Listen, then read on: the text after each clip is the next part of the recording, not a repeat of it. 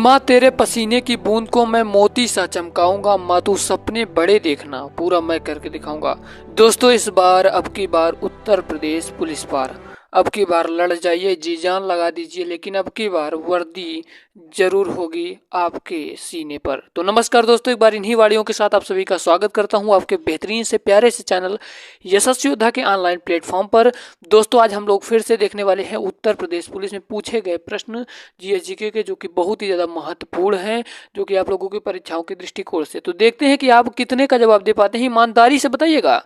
जितने भी प्रश्न करवाएंगे यकीन मानिए दोस्तों सारे सिलेक्टेड क्वेश्चन हैं और सारे आने की संभावनाएं हैं, तो पूरी वीडियो को बड़े ध्यान से पढ़िएगा। दोस्तों चलिए वीडियो को शुरू करते हैं। पहला प्रश्न है मेरे भाई, कह रहा है कि निम्नलिखित संस्थानों में से किसे बंदी प्रत्यक्षीकरण यानी कि हैवियस कॉर्पस याचित जारी करने का अधिकार है। तो दोस्तों बड़े ध्यान से सुनिएगा, 5 प्रकार की रीट होती हैं, 5 प्रकार की रीट होती हैं। या तो सुप्रीम कोर्ट जारी कर सकता है या तो हाई कोर्ट जारी कर सकता है।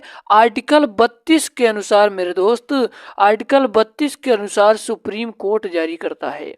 आर्टिकल 32 के अनुसार सुप्रीम कोर्ट जारी करता है मेरे भाई, और आर्टिकल 26 के अनुसार हाई कोर्ट जारी करता है। और ये जो 5 प्रकार के रिट बता रहे हैं ना, ये कौन कौन से हैं? पहला नंबर है बंदी प्रत्यक्षीकरण, बंदी प्रत्यक्षीकरण। और दूसरे नंबर पे भैया यहाँ पर लिखने का पूरा और स्पेशल नहीं है, पर हम आपको इतना समझा देंगे कि विश्वास मानिए सब कुछ समझ जाएंगे। पहला है 5 प्रकार का रीट है, पहला है बंदी प्रत्यक्षीकरण, बंदी प्रत्यक्षीकरण। बंदी प्रत्यक्षीकरण का मतलब जिस व्यक्ति को बंदी बनाया गया है उसे 24 घंटे के अंदर मेरे भाई न्यायालय के सामने पेश करना होगा। उस व्यक्ति को अपने मनपसंद वकील चुनने का अधिकार है और उसको कारण बताना होगा कि किसके लिए उस व्यक्ति को गिरफ्तार किया गया है। बात समझ में आ रही है? बंदी प्रत्यक्षीकरण का मतलब होता है जिस व्यक्ति को बंदी बनाया गया है उसे 24 घंटे के अंदर न्यायालय के सामने पेश करना होगा। उस व्यक्ति को अपने पसंद का वकील चुनने का अधिकार है। उसको कारण बताना होगा कि उसको किस वजह से आपने गिरफ्तार किया है। और दूसरा है परमादेश। रीट 5 प्रकार की, पहला बंदी प्रत्यक्षीकरण, दूसरा परमादेश। परमादेश का मतलब होता है मेरे भाई, परमादेश जब कोई अधिकारी हो अपनी कुर्सी पर बैठकर काम को भली भांति यानी कि सुचारू रूप से नहीं करता है तो वहां पर सुप्रीम कोर्ट हाई कोर्ट जारी करेगा। तो क्या भैया, उसके लिए सुप्रीम कोर्ट हाई कोर्ट जारी करेगा कि आपको ये काम करना है। ठीक है। और तीसरा नंबर पर आता है क्या भैया, तीसरा नंबर पे निषेध आता है। निषेध का मतलब क्या होता है मेरे भाई? निषेध का मतलब होता है कि जब कोई निचली अदालत अपने अधिकार क्षेत्र से अधिक काम कर रही हो उस कार्य को निषेध कहा जाता है। जब कोई निचली अदालत अपने अधिकार से अधिक काम कर रही हो तो उसे निषेध कहा जाता है। और चौथे नंबर पर आता है उत्प्रेषण, जिसे निचली अदालत ने किसी गलत आदेश को पारित कर दिया गया, उसी को बोलते हैं, क्या बोलते हैं भैया? इसी आदेश रद्द कर दिया। समझ रहे हैं आप लोग? निचली अदालत जो है किसी काम को आदेश को पारित कर दिया गया तो उसी अदालत को क्या होता है भैया, ऊंची अदालत होती है, इस आदेश को रद्द कर देती है। ठीक है। उसके बाद होता है 5 नंबर का होता है अधिकार परीक्षा। अधिकार परीक्षा भैया, जब सार्वजनिक पद पर गलत उपयोग किया जाए उसे क्या कहा जाता है? अधिकार परीक्षा। ये 5 प्रकार के रीट मैंने बताई, अब बड़े ध्यान से सुनिएगा। आर्टिकल 32 को बाबा भीमराव अंबेडकर जी ने क्या कहा था? संविधान की आत्मा कहा है मेरे भाई, संविधान की आत्मा कहा है। ये प्रश्न कह रहा है कि निम्नलिखित संस्थानों में बंदी प्रत्यक्षीकरण याचित जारी करने का अधिकार किसको है? तो आप लोग फट से आंसर मारिएगा। क्या? फट से आंसर मारिएगा कि उच्च न्यायालय को है। ऑप्शन नंबर ए के साथ जाएगा आपका राइट आंसर। चलिए अब हम लोग चलते हैं अपने दूसरे नंबर के प्रश्न की ओर। आपको कहीं भी डाउट लगेगा मेरे भाई तो कमेंट बॉक्स में कमेंट कर दीजिएगा। यकीन मानिए ये चैनल निःशुल्क में जितना कंटेंट दे रहा है, यकीन मानिए आप उठाते जाइए, आपको इसका विश्वास जब पेपर देने जाएंगे तब यकीन मानो होगा। क्योंकि उस पेपर में बताए जा रहे सारी मेरी बातें आप गौर करेंगे तो वही सारी बातें आपको एक एक नंबर जोड़कर आपका सिलेक्शन में भागीदार बनेगी। तो मेरी बातों को बड़े ध्यान सुनिएगा। भारत में प्रकाशित होने वाला प्रथम समाचार पत्र कौन था? तो दोस्तों देखिए, जो बंगाल गजेट था ये 1780 ईस्वी में आया था। इसको लाने वाले कौन थे? जेम्स ए हक्की के द्वारा लाया गया था। किसके द्वारा भैया? जेम्स ए हक्की के द्वारा लाया गया था। बिल्कुल ध्यान सुनिएगा। इसका प्रकाशन, इसको कहाँ पर प्रकाशित किया गया था? यानी कि कोलकाता में प्रकाशित किया गया था। और ये साप्ताहिक न्यूज पेपर था, यानी कि हर सप्ताह आता था और इसको इंग्लिश में लिखा गया था। इंग्लिश क्या है? इंग्लिश एक लैंग्वेज है। सुनिएगा, जो बंगाल गजेट था दोस्तों ये 1780 ईस्वी में आया था। इसको जेम्स हिक्की के द्वारा लाया गया था। ये कोलकाता में प्रकाशित हुआ था और ये साप्ताहिक न्यूज पेपर था। इसको इंग्लिश में लिखा गया था। और द हिंदू की बात करें मेरे भाई, तो द हिंदू जीएस अय्यर के द्वारा, इसके संस्थापक है कह सकते हैं जीएस अय्यर। दोस्तों ये 1878 ईस्वी में लाया गया था। दोस्तों कब? 1878 ईस्वी में लाया गया था। इसका हेड क्वार्टर मेरे दोस्त सुनिएगा, इसका हेड क्वार्टर चेन्नई में है। चेन्नई में इसका हेड क्वार्टर है। और दोस्तों ये डेली का न्यूज़पेपर था। ये पहले दोस्तों क्या था? पहले तो सप्ताह सप्ताह आता था, परंतु दोस्तों 1889 ईस्वी में ये डेली का हो गया था। ठीक है, अब अगला है भैया बॉम्बे समाचार।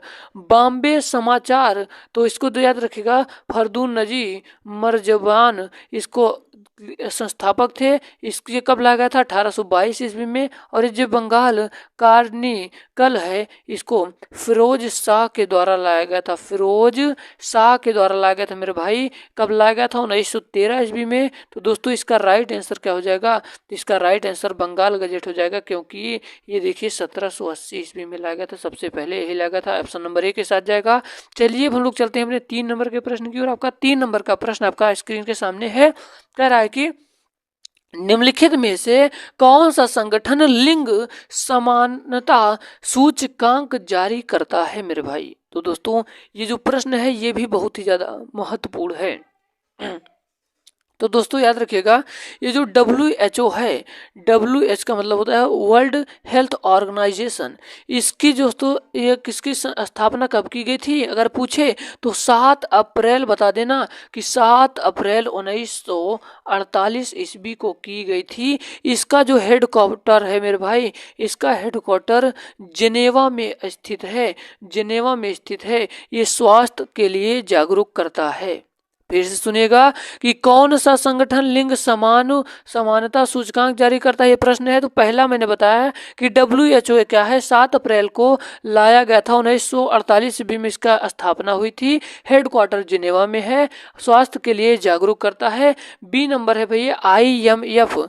IMF क्या भैया? IMF जो कि बहुत ज़्यादा महत्वपूर्ण प्रश्न है, बहुत इंपॉर्टेंट है।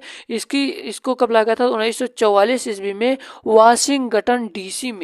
DC का मतलब होता है डिस्ट्रिक्ट ऑफ कोलंबिया। ये कोलंबस के दोस्तों क्या उनके सम्मान के लिए रखा गया था। ठीक है, इसका हेड क्वार्टर कहाँ पर है? हेड क्वार्टर है वाशिंगटन में। ठीक है, 1944 ईस्वी में ये लाया गया था। IUCN दोस्तों याद रखिएगा, IUCN जो है इसको कब लाया गया था? इसको 5 अक्टूबर 1948 ईस्वी को ग्लांड शहर में स्थित लाया गया था। ग्लांड शहर में लाया था, जो कि स्विट्जरलैंड में इसकी स्थापना हुई थी। स्थापना स्विट्जरलैंड में हुई थी। उसके बाद दोस्तों यूनेस्को इसका मुख्यालय भैया, इसका मुख्यालय मेरे भाई पेरिस में है। इसका मुख्यालय पेरिस में है, जो कि इसकी स्थापना 16 नवंबर 1945 को की गई थी। तो कौन सा लिंग समानता सूचकांक जारी करता है मेरे भाई? तो यूनेस्को जारी करता है। ऑप्शन नंबर डी के साथ जाएगा राइट आंसर। आपका अगला प्रश्न आपकी स्क्रीन के सामने है। जल्दी से इसका आंसर बताइए, देखते हैं हमारे कितने विद्यार्थी इसका आंसर बता पाते हैं। 4 नंबर का प्रश्न भी महत्वपूर्ण है। और जितने इनफैक्ट जो मैं बातें बता रहा हूँ, जो इसके तहत मतलब जो प्रश्न है, इससे मैं अलग से बातें बता रहा हूँ। इस बातों को बड़े ध्यान से सुनिएगा, क्योंकि ये बातें आ जाएंगी आपके पेपर में। तो आप ध्यान से सुने रहेंगे तो आप इसको हल कर लेंगे बड़े आसानी से। अगला प्रश्न है कि निम्नलिखित में से सबसे पुराना अधिनियम कौन सा है? तो भैया जो जल प्रदूषण निवारण और नियंत्रण अधिनियम है, तो 1974 ईस्वी में कब भैया? 1974 ईस्वी में। और ये जो पर्यावरण संरक्षक अधिनियम है 1986 में। वायु अधिनियम जो है, वायु अधिनियम आया था 1981 में। और राष्ट्रीय हरित अधिकरण अधिनियम 2010 में आया था मेरे भाई। तो अब तो आप बता सकते हो कि निम्नलिखित में से सबसे पुराना अधिनियम कौन सा है। तो अब आपका आंसर क्या होगा मेरे भाई? आपका आंसर क्या होगा? जल्दी जल्दी आप लोग कमेंट बॉक्स में करिए। मैं तो इसको बता ही देता हूं दोस्तों। तो आपको पता ही है कि 1974 सबसे पुराना है। तो इसका राइट आंसर हो जाएगा सबसे पुराना नियम जल अधिनियम है, जो कि प्रदूषण प्रदूषण निवारण और नियंत्रण अधिनियम 1974 में लाया गया था। ऑप्शन नंबर ए के साथ जाएगा इसका राइट आंसर। चलिए हम लोग चलते हैं अपने अगले प्रश्न की ओर। आपका 5 नंबर का प्रश्न आपकी स्क्रीन के सामने है दोस्तों। आपका 5 नंबर का प्रश्न आपकी स्क्रीन के सामने है। ये पिछले प्रश्न से आधारित एक प्रश्न आपको बता दे रहा हूं दोस्तों। एक बहुत बार यूपीपी में आया हुआ है। तो जो आरटीआई है दोस्तों, आरटीआई कब आया था? आरआईटी कब आया था? आरटीआई कब आया था? तो 2005 में आया था। और आरटीई कब आया था? आरटीई सूचना का अधिकार अधिनियम तो 2009 में आया था। इन बातों को बड़े ध्यान सुनिएगा। चलिए हमारा अगला प्रश्न है, आपका 5 नंबर का प्रश्न आपकी स्क्रीन के सामने है दोस्तों। 5 नंबर का प्रश्न कह रहा है मेरे भाई, कह रहा है कि जूम एक वीडियो कम्युनिकेशन टूल की स्थापना किसके द्वारा की गई? तो जो दोस्तों वेन सिल्वर मैन है, ये इंटरटेनिंग एक चैनल है मेरे भाई, इंटरटेनिंग चैनल है, ये तो होंगे नहीं। और जो मार्क जगरबर्ग हैं, ये फेसबुक के दोस्तों क्या है? इस जूम का स्थापना किसके द्वारा की गई? तो मार्क जकरबर्ग ये फेसबुक के स्थापना की थी। और जैक डोर्सी ने ट्विटर की स्थापना की थी। और एरिक युवान इसका जाएगा राइट आंसर। एरिक युवान के साथ जूम की स्थापना एरिक युवान ने किया था। ऑप्शन नंबर डी वाला सही होगा। फिर से आप सभी को बता देता हूं कि जो बेन सिल्वरमैन है, ये इंटरनेटिंग चैनल है, इनका इंटरटेनमेंट इनका चैनल है। और मार्क जकरबर्ग पूछ लेगा अगर आपसे पेपर में, तो बता देना कि फेसबुक की स्थापना की थी। और जैक डोर्सी ट्विटर की स्थापना किए थे। और एरिक युवान ने ही मेरे भाई जूम की स्थापना किया था। उम्मीद करता हूं ये चीजें समझ में आ रही होंगी। 6 नंबर का प्रश्न आपकी स्क्रीन के सामने है। जल्दी जल्दी इसका आंसर बताइए और ईमानदारी से आप लोग बता दीजिएगा कि आपको कितने का आंसर पता था, क्योंकि हमको तभी पता चलेगा कि हमारे विद्यार्थी कितनी ईमानदारी से पढ़ रहे हैं, क्योंकि सारे प्रश्न प्रीवियस ईयर के करवा रहे हैं। प्रश्न है मेरे भाई, कह रहा है कि उत्तर प्रदेश विधान परिषद में सदस्यों का चयन किया जाता है। उत्तर प्रदेश विधान परिषद में सदस्यों का चयन किया जाता है दोस्तों। तो दोस्तों आप सभी को बता दूं, इसका जो राइट आंसर क्या होगा, ये बहुत ही ज्यादा महत्वपूर्ण प्रश्न है। तो इसका राइट आंसर हो जाएगा 100। उत्तर प्रदेश विधान परिषद में 100 सदस्यों का चयन किया जाता है दोस्तों। और विधान परिषद या गठन विघटन, इसकी किस आर्टिकल में इसकी चर्चाएं हैं? 169 में अनुच्छेद में चर्चाएं हैं। और विधान परिषद की संरचना की दोस्तों, विधान परिषद की जो संरचना है, इसकी चर्चा 171वें आर्टिकल में किया गया है। विधान परिषद के सदस्य में 40 से कम नहीं होने चाहिए, इस बात की बताया गया है। और विधानसभा के सदस्यों 1/3 से ज्यादा नहीं होने चाहिए। उम्मीद करता हूँ ये चीजें समझ में आ रही होंगी। आपका नेक्स्ट प्रश्न आपकी स्क्रीन के सामने है। जल्दी जल्दी इसका आंसर बताइए, जल्दी से आंसर बताइए दोस्तों कि भारतीय संविधान में यह लिखा है कि राज्य मातृत्व राहत के लिए प्रावधान करेगा। तो दोस्तों इसका राइट आंसर क्या होगा, आप सभी को बता देना चाहता हूं। इसका राइट आंसर हो जाएगा आर्टिकल 42। भारतीय संविधान में यह लिखा गया है कि राज्य मातृत्व राहत के लिए प्रावधान करेगा, आर्टिकल 42 में है। और आर्टिकल 39 का ए में निशुल्क कानूनी सहायता की बात किया गया है। निशुल्क कानूनी सहायता की बात किया गया है। आर्टिकल 21 में मेरे भाई प्राण एवं दैहिक स्वतंत्रता की बात किया गया है। प्राण एवं दैहिक स्वतंत्रता की बात किया गया है।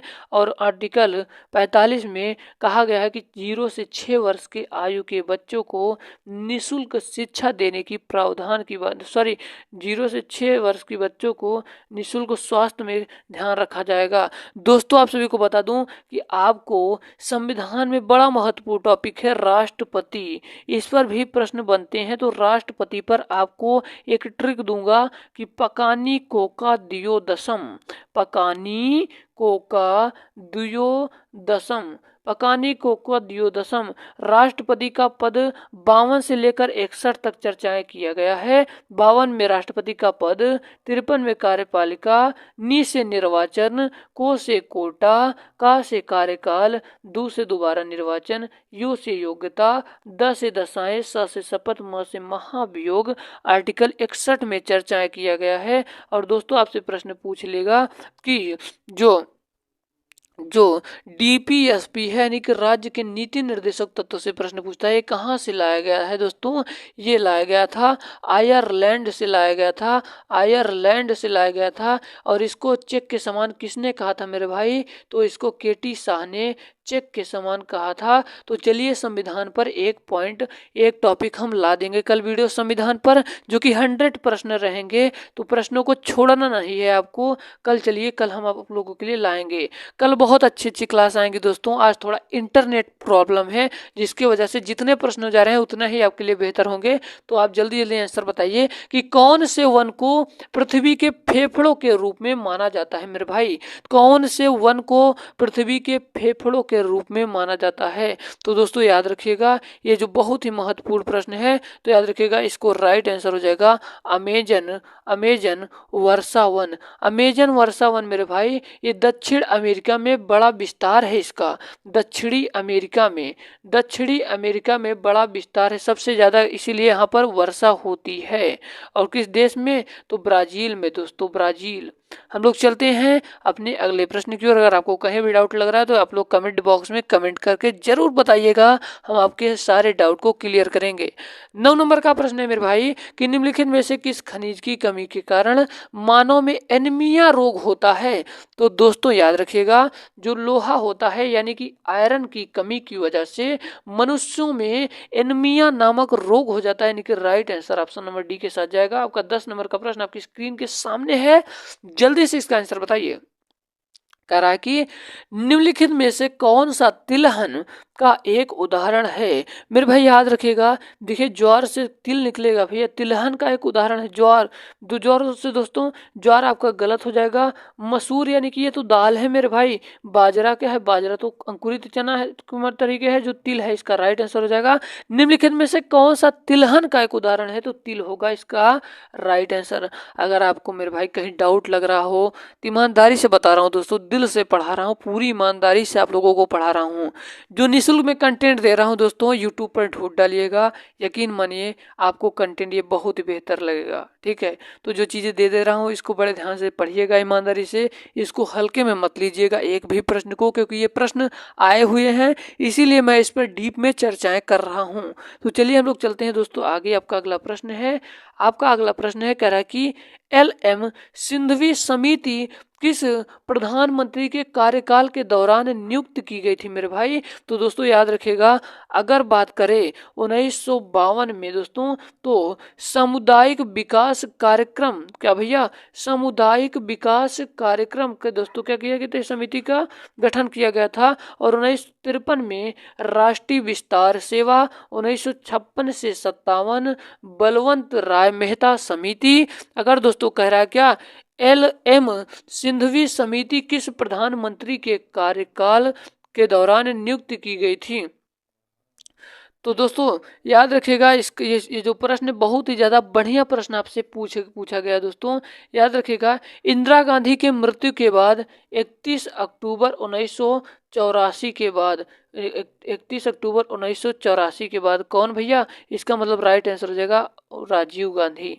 जो LM सिंघवी समिति किस प्रधानमंत्री के कार्यकाल में के दौरान नियुक्त किया गया था? राजीव गांधी के, क्योंकि दोस्तों ये इंदिरा गांधी की मृत्यु के बाद 31 अक्टूबर 1984 के बाद आया था दोस्तों, 1989 तक था और इनका कार्यकाल था दोस्तों 1986 में। तो याद रखिएगा इसका राइट आंसर हो जाएगा ऑप्शन नंबर बी के साथ। हम लोग चलते हैं अपने 12 नंबर के प्रश्न को। आपका स्क्रीन के सामने आपका क्वेश्चन कह रहा है कि वर्ड डॉक्यूमेंट में शॉर्टकट क्या भैया, शॉर्टकट कंट्रोल ई का उपयोग के लिए किया जाता है? बहुत ही महत्वपूर्ण प्रश्न है, जो कि बहुत बार आया हुआ प्रश्न है। तो दोस्तों याद रखिएगा, इसका राइट आंसर किसके साथ जाएगा? इसके साथ जाएगा केंद्र संरेखण, यानी कि center alignment. Option number B वाला इसका राइट आंसर हो जाएगा। उम्मीद करता हूँ आप सभी को सारे प्रश्न समझ में आ रहे होंगे।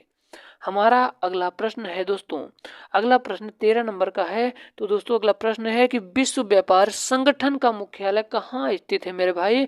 तो विश्व व्यापार संगठन का मुख्यालय कहाँ स्थित है, अगर ये पूछ ले दोस्तों तो याद रखिएगा, बहुत ही महत्वपूर्ण प्रश्न है। आपको फंसाने के लिए दिया जाता है ऐसे प्रश्नों को बीच बीच में, ताकि आप बच्चे उलझ जाए, तो आपको उलझना नहीं होगा। विश्व व्यापार संगठन का मुख्यालय कहाँ स्थित है? तो दोस्तों याद रखिएगा, ये बहुत ही ज़्यादा महत्वपूर्ण प्रश्न है। तो याद रखिएगा, W T O world trade organization, इसकी जो दोस्तों मुख्यालय है ये जिनेवा में स्थित है। जिनेवा में स्थित है। इसकी स्थापना 1 जनवरी 1985 ईस्वी में किया गया था। किसका? विश्व व्यापार संगठन का 1985 में 1 जनवरी को किया गया था। इसका मुख्यालय जिनेवा में है। ऑप्शन नंबर बी वाला सही होगा। हमारा 14 नंबर का प्रश्न है, कह रहा है कि जब आपातकाल की उद्घोषणा चल रही हो तब निम्नलिखित में से किस लोकसभा का कार्यकाल बढ़ाने का अधिकार है? तो दोस्तों याद रखिएगा, भारतीय संसद को बढ़ाने का अधिकार है। ऑप्शन नंबर ए वाला सही होगा। हमारा अगला प्रश्न आपकी स्क्रीन के सामने, जल्दी से इसका आंसर बताइए मेरे दोस्त।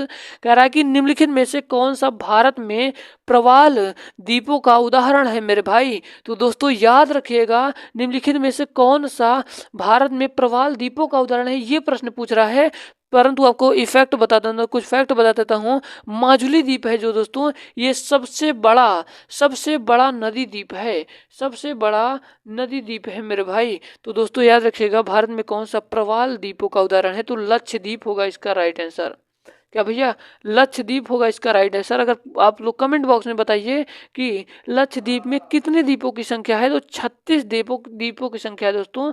ये जो प्रवाल द्वीप है, प्रवाल द्वीप मूंगा चट्टाने से निकल कर बनते हैं। प्रवाल द्वीप मूंगा चट्टानों से निकल कर बनती हैं। उम्मीद करता हूँ सारे बातें समझ में आ रही होंगी। आपका 16 नंबर का प्रश्न आपकी स्क्रीन के सामने है। जल्दी जल्दी इसका आंसर बताइए मेरे भाई, मेरे दोस्त, आप सभी जल्दी से बताइए। करा कि हाल ही में हुए आर्थिक सर्वेक्षण के अनुसार भारत में बैंक राष्ट्रीयकरण की स्वर्ण जयंती किस वर्ष में हुई? तो दोस्तों याद रखिएगा, ये कब हुई? वो 2019 में हुई थी दोस्तों। 2019 में right answer option number A वाला हो जाएगा। आपका अगला प्रश्न है, कह रहा है कि 2011 की जनगणना के अनुसार भारत की महिला साक्षरता कितनी है? तो आपको बता दूं कि 2011 की जनगणना के अनुसार दोस्तों जो मेल की साक्षरता थी 82.4 थी प्रतिशत, और जो फीमेल की थी 65.4 थी। अगर मेल की पूछे तो 82.4 मार देना, फीमेल की पूछे तो 65.4 मार देना। तो 2011 की जनगणना के अनुसार भारत की महिला साक्षरता दर पूछ रहा है मेरे भाई, तो 65.5%। उम्मीद करता हूँ एक एक बातें मेरी पकड़ ले रहे हो आप लोग। अगर कहीं भी डाउट लगता हो पूरे जीएस पोर्शन में क्या पढ़ना है क्या नहीं, तो आप लोग कमेंट बॉक्स में एक बार जरूर बता दीजिएगा, क्योंकि हम इसीलिए बैठे हैं ताकि हमारे बहुत विद्यार्थी हैं जो पेड कोर्स नहीं ले पा रहे हैं, कहीं जा नहीं पा रहे हैं, तो आपको प्रैक्टिस इतने करवा देंगे दोस्तों। याद यकीन मानिए, कल से 2 प्रैक्टिस वीडियो आएगी। 2 प्रैक्टिस का मतलब 40-50 दिन में, मान लीजिए 42 दिन होंगे, तो 84 प्रैक्टिस सेट में आपका हला भला कर देंगे। ठीक है, अगला प्रश्न आपकी स्क्रीन के सामने है, कह रहा कि राज्य आपदा प्रबंधन प्राधिकरण में एक अध्यक्ष और अन्य सदस्य होते हैं जो से अधिक नहीं होने चाहिए। तो दोस्तों याद रखिएगा, इसका राइट आंसर हो जाएगा 9 सदस्यों से अधिक नहीं होने चाहिए। राज्य आपदा प्रबंधन प्राधिकरण में एक अध्यक्ष और अन्य सदस्य होते हैं जो 9 से अधिक नहीं होने चाहिए। राइट आंसर ये वाला हो जाएगा। आपका 19 नंबर का प्रश्न कह रहा है कि भारतीय संसद की पहली संयुक्त बैठक किस वर्ष में आयोजित की गई थी? इसको देखते हमारे कितने प्रिय विद्यार्थी आंसर बताते हैं। उम्मीद करता हूं आज की वीडियो पसंद आई होगी, क्योंकि दोस्तों आप सभी को बता दूं थोड़ा टेक्निकल इशू की वजह से आज हम 19 ही प्रश्न कर पा रहे हैं, पर थोड़ी देर के बाद हो सकता है एक और वीडियो लाएं और कल से 2 प्रैक्टिस सेट बढ़िया कराए जाएंगे। तो मिलते हैं दोस्तों किसी नए वीडियो में, तब तक लिए जय हिंद, वंदे मातरम। पढ़ाई दिल से करिएगा, ईमानदारी से करिएगा, अपने माँ बाप के सपने को साकार करने करने के लिए करिएगा। मिलते हैं किसी नए वीडियो में।